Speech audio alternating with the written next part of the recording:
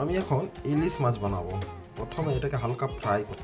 তাওয়াতে তেল গরম করেছি, হলুদ মাছকে হালকা করে ভেজে নেব। বেগুনটাকেও হালকা করে ভেজে নেব, বড় বড় করে কেটেছি বেগুনটা। রসুন দিয়ে দিব, পাঁচফোড়ন আর পেঁয়াজ। এগুলোকে ভালো করে লাল করে ভেজে নেব পেঁয়াজটাকে। 4-5টা কাঁচা লঙ্কা দিয়ে দিলাম। পেঁয়াজটা ভাজা হয়ে গেছে, এবার লঙ্কা, হলুদ আর সরষা বাটাটা দিয়ে দিলাম। টমেটো দিয়ে দিলাম, এবার নুনটা দিয়ে দিলাম। এবার আমি বেগুনটা দিয়ে দিলাম,